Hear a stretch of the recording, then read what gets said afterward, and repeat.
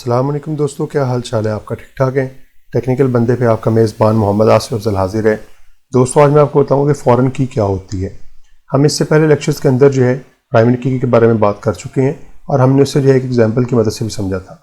आज हम फ़ॉरेन की के बारे में बात करेंगे, लेकिन हम इसे अपने जो है वो नेक्स्ट लेक्चर के अंदर जो है एग्जाम्पल के साथ जो है ना सिर्फ सीखेंगे, बल्कि हम इसे जो है मुकम्मल तौर पर 2 टेबल्स के साथ इम्प्लीमेंट करके भी देख लेंगे।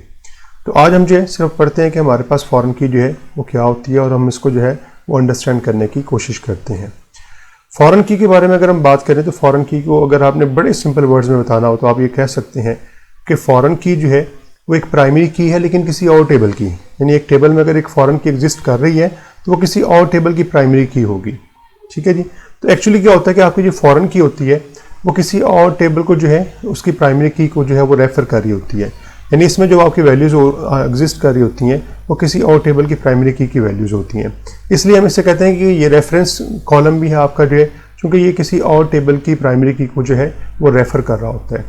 इसी तरह हम जो है अगर आप तीसरे पॉइंट को देखें तो हम यहाँ पे ये कहते हैं कि आपकी फ़ॉरेन की का नेम जो है वो डिफरेंट हो सकता है। आप सेम भी रख सकते हैं, लेकिन हम आमतौर पर इसे डिफरेंट रखते हैं ताकि हमें जो है वो कॉलम को जो है जब हमने एक्सेस करना होता है तो कॉलम के नाम थोड़े से डिफरेंट हो, ताकि हमें पता चल जाए कि अभी हम जो है प्राइमरी की वैल्यू को जो है वो एक्सेस कर रहे हैं या फ़ॉरेन की वैल्यू को एक्सेस कर रहे हैं।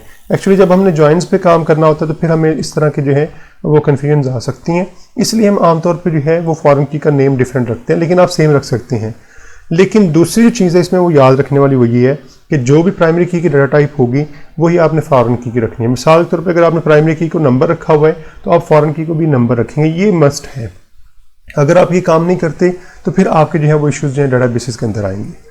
इसी तरह जो आपकी फ़ॉरेन की है उसमें कोई भी ऐसी वैल्यू नहीं आ सकती जो आपकी प्राइमरी की के अंदर एग्जिस्ट नहीं कर रही, क्योंकि मैंने आपको पहले बताया है कि आपकी फ़ॉरेन की जो है वो आपकी प्राइमरी की वैल्यू को रेफर कर देती है। लेकिन अगर कोई एक वैल्यू एग्जिस्ट ही नहीं कर रही प्राइमरी की के अंदर जो है तो फ़ॉरेन की उसे कैसे रेफर कर सकती है। तो लिहाजा आपने याद रखना है कि फ़ॉरेन की के अंदर जितनी भी वैल्यूज़ होंगी उनका पहले प्राइमरी की में होना बहुत ज़रूरी है। तो अगर जो है वो प्राइमरी की में एग्जिस्ट नहीं करती और फ़ॉरेन की में आपकी वैल्यू एग्जिस्ट कर रही है तो फिर आपका रिलेशनशिप जो है वो ठीक नहीं रहेगा। तो फिर आपको जो है फ़ॉरेन की जो है वो आप ठीक तरह से उसे इम्प्लीमेंट नहीं कर सकेंगे। तो फ़ॉरेन की जो है वो एक्चुअली हम इस्तेमाल करते क्यों हैं, ये तो हमने सारी चीज़ें देखनी कि फ़ॉरेन की के अंदर होता क्या है। एक्चुअली हम इस्तेमाल इसलिए इसे करते हैं कि अगर आपने 2 टेबल्स का आपस में लिंक क्रिएट करना हो, आपस में रिलेशनशिप बिल्ड करना हो, तो फिर हम फ़ॉरेन की का इस्तेमाल करते हैं। और करते किस तरह से? करते हम इस तरह से कि हम एक टेबल की जो प्राइमरी की है उससे मिलता जुलता कॉलम जो है वो दूसरे टेबल के अंदर जो है एज ए फ़ॉरेन की के तौर पे इस्तेमाल करते हैं।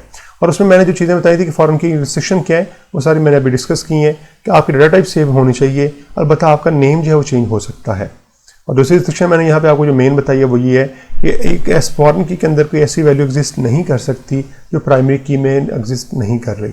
तो लिहाजा अगर फ़ॉरेन की में कोई वैल्यू एग्जिस्ट कर रही है तो इसका मतलब ये है कि वो पहले प्राइमरी की में मौजूद होनी चाहिए। अब ज़रा हम थोड़ा सा डिफरेंस देख लेते हैं कि आपकी प्राइमरी की और फ़ॉरेन की के दरमियान डिफरेंस क्या है।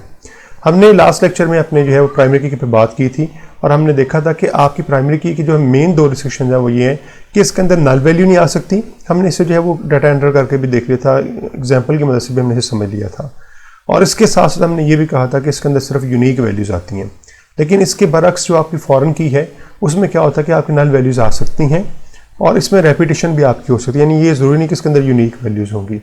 ये जो 2 इसकी रिस्ट्रिक्शन है कि इसमें नल भी अलाउ है और इसमें रेपिटेशन भी हो सकती है, इसकी बड़ी अहम रीज़न है जो हम अपनी जो है नेक्स्ट वीडियो के अंदर जो है जब इसे इम्प्लीमेंट करेंगे तो उसके साथ हम इसे देखेंगे कि ये क्यों इस तरह से जो है वो रिस्ट्रिक्शन जो इसके ऊपर ख़ास नहीं लगी हुई जिस तरह प्राइमरी की पे लगी हुई है।